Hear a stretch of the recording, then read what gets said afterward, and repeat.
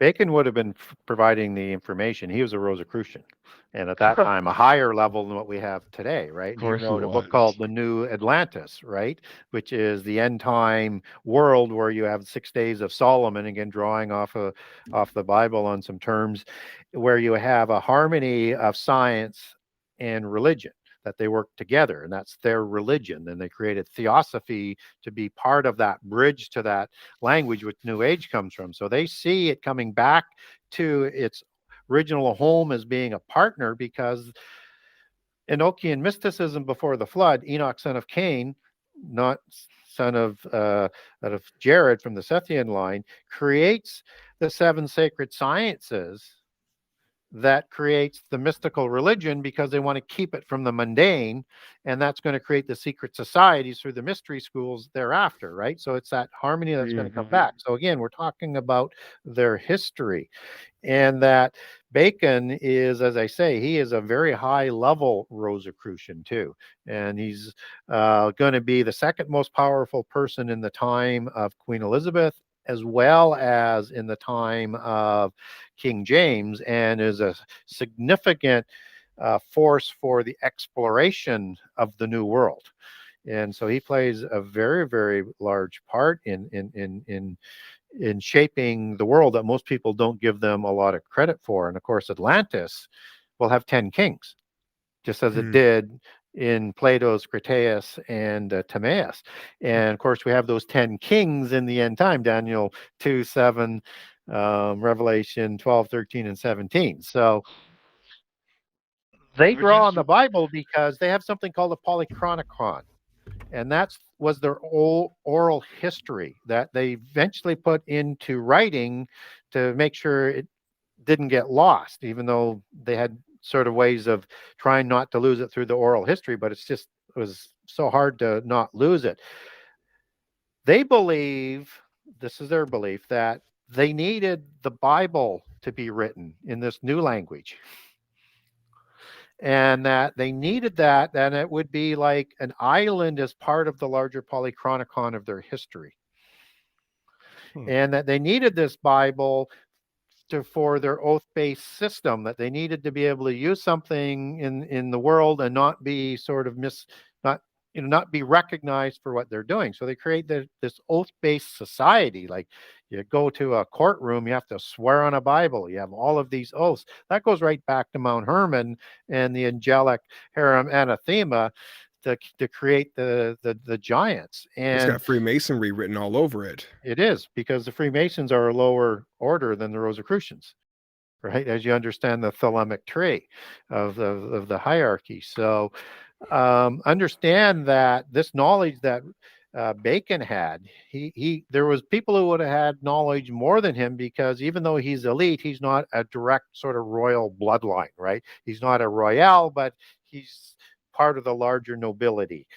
And so he had a lot of knowledge and the learning that he would have received throughout his years. So that was all put into their writings, so to keep their history alive and to keep that ever present sort of knowledge. And so you roll that forward to Tolkien and Lewis. They, as young people in university, are going to join the Inkling Society Hmm. at Oxford College. Well, the Inkling Society is a Rosicrucian society of the Hmm. Golden Dawn, to be specific, that interesting creature named Aleister Crowley was part of. Um, but there's no record of them being Freemasons, right? So there's no way somebody could be part of that, because you'd have to be an adept to be going into that. So, but the thing is that, and I have a great series on Tolkien and Lewis, including their bloodlines in part 5 and part 6, is they were part of royal bloodlines. They were initiated from childhood. They were what you call an adept before you're allowed to become an adept. You have to be 25 to 30 in that range to become an adept. So you might hear a really odd term called a 32nd degree adept. Well, that's not an adept, because in the Scottish Rite, which is the York Rite split 11 times, 11 times 3 is 33. You have to be a 33rd degree Scottish Rite to be an adept. My grandfather was a 32nd degree, actually. I don't think he was. I doubt he was adept, but he was. He could have been 32nd degree, but he wouldn't have called himself an adept. I actually did a show with a Mason who was 32nd degree adept, as he called him, and he was under 25. And he said, "What do you think of that?" I said, "Well, you're not an adept unless you're a royal." And he confirmed he was pure bloodline, and he couldn't accept his adepthood yet. So if you understand that both Tolkien and Lewis were royals, they could be part of a Rosicrucian society because they're higher than first level adept at Freemasonry. They're higher than Illuminati. They're probably even higher than Rosicrucian at that age. And so they weren't there to be fed the information. They were there to learn their craft as part of that society. And so their writings reflect their history, their religion, their characters that come out of prehistory. And they never renounced their writings.